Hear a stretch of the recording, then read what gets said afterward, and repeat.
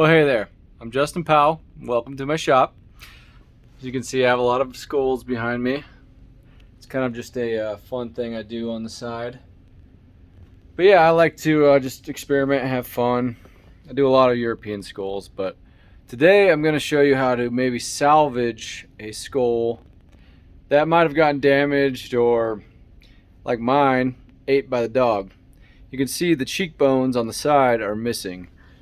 They're supposed to look more like this skunk skull, where you have those two cheekbones on the sides that are still there.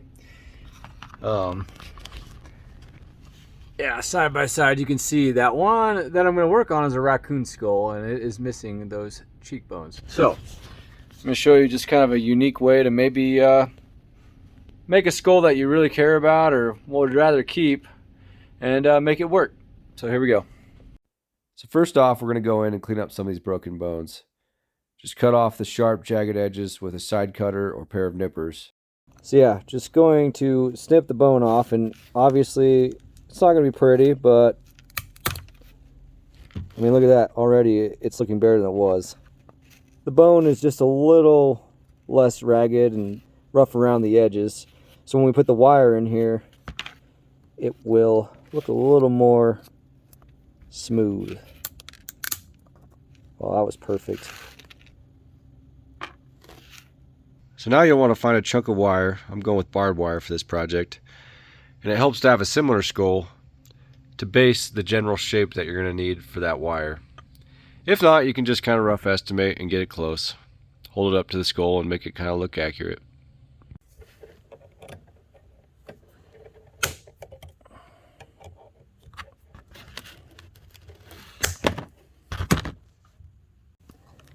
Beautiful fit.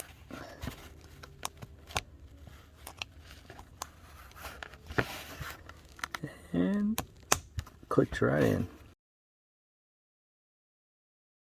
Alright, so utilizing the needle nose and the side cutters, gotten this far. Doesn't look perfect right now, but I promise it'll be cool. So utilizing the old ear canal, I bent the wire, made it fit, got one good barb in, and cut that one a little short, but I found that this longer wire, just a single, fits perfectly into that little hole. So yeah, got one cheekbone. Just gonna go ahead and model another piece, just kind of just like it. Cut it and get it to fit. Cut a chunk that's approximately, I don't know, 4 inches long.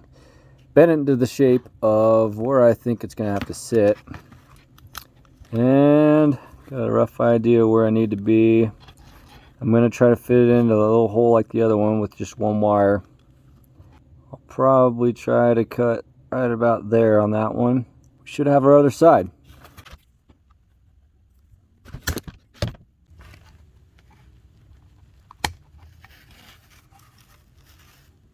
That one fits well. Just trim that off. And there we go. Boom.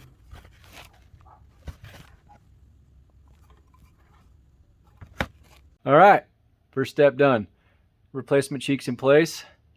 Don't worry too much about the little impurities, scuffs on the wire, because we're going to cover this up with some primer and then hopefully a metal coating.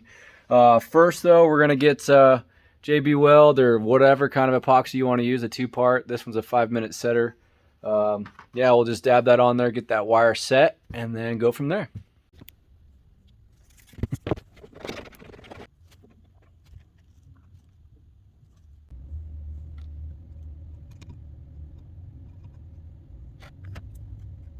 All right, got the skull all glued in place. Barbed wire setting good. Time to put a primer coat down. That way we can put the metal coat on later and it won't peel off.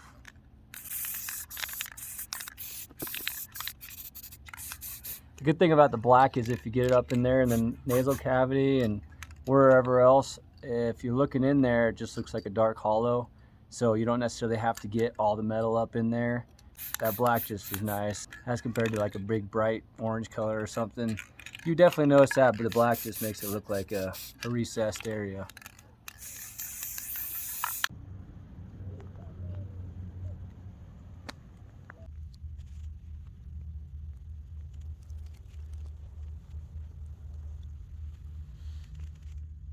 Next up, we'll be covering this thing in real copper. We'll be utilizing Sculpt Nouveau's Copper B metal coating. It's essentially a copper paint, but it has real metal in it. You'll want to use the tips of the paintbrush and dab the skull lightly all over. This adds more of a textured look as opposed to normal paint strokes that would make it look more smooth.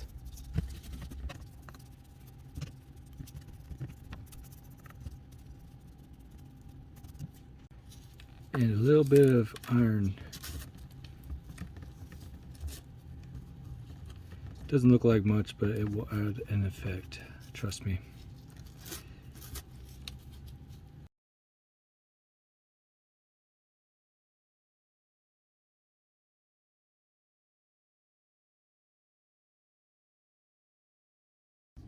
Second coat.